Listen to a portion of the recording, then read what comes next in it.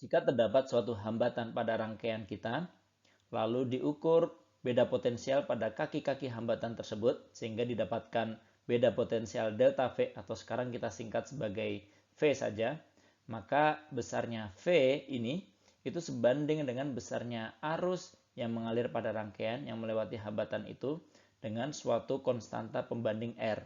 Sehingga V itu sama dengan I dikalikan dengan R. Ini adalah hukum Ohm.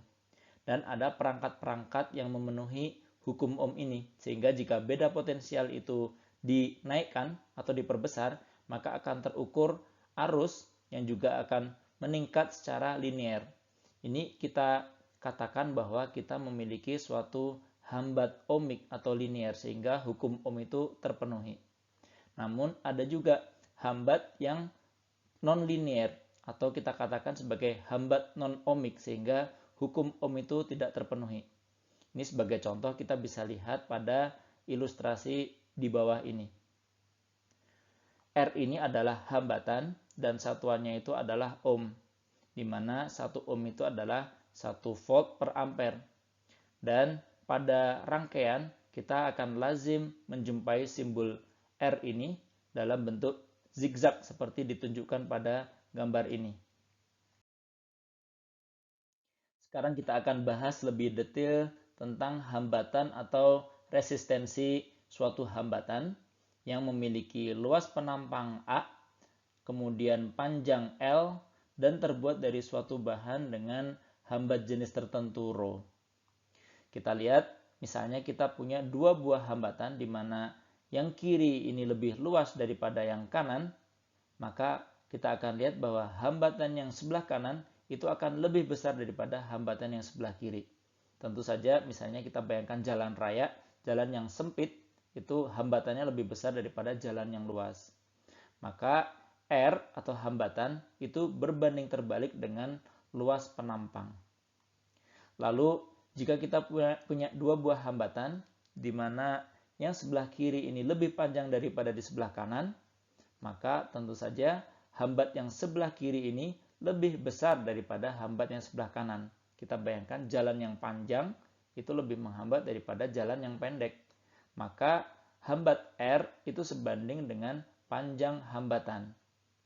Lalu jika kita juga punya dua buah hambatan di mana yang kiri ini terbuat dari material dengan hambat jenis ρ1, kemudian yang kanan ini memiliki ρ2, lalu jika ρ2 ini lebih kecil daripada ρ1, maka hambat yang kedua ini juga lebih kecil daripada hambat yang pertama, sehingga hambatan R itu sebanding dengan hambat jenisnya.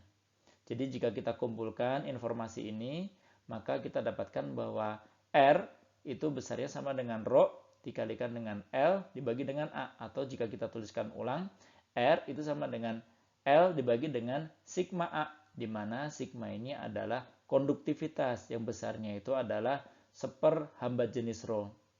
Nah, hambat jenis ρ dan konduktivitas sigma ini merupakan karakteristik dari bahan. Sebagai contoh, pada tabel ini dapat kita lihat beberapa bahan konduktor dengan hambat jenis dan konduktivitasnya masing-masing. Jadi kita lihat bahwa satu bahan dengan bahan yang lain itu memiliki hambat jenis dan konduktivitas yang berbeda-beda. Perpindahan muatan deki melalui beda potensial V ini akan mengakibatkan perubahan energi potensial DU, di mana DU itu adalah deki dikalikan dengan V. Dan karena deki itu adalah I dikalikan dengan dt, maka DU itu sama dengan I dikalikan dengan dt dikalikan dengan V.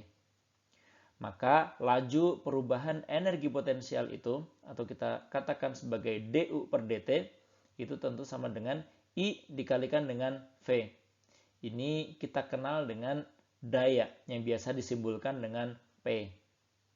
Nah, jika dalam rangkaian itu terdapat resistor atau hambatan dengan resistansi R, karena V itu adalah I dikalikan dengan R dari hukum Coulomb, maka kita akan dapatkan bahwa P itu sama dengan I dikalikan dengan V, atau sama dengan I kuadrat dikalikan dengan R, atau sama dengan V kuadrat dibagi dengan R. Daya ini seringkali terbuang menjadi panas, sehingga kita katakan sebagai disipasi daya. Dan satuan daya itu dalam sistem internasional kita gunakan watt, di mana 1 watt ini adalah 1 joule per detik atau 1 ampere volt.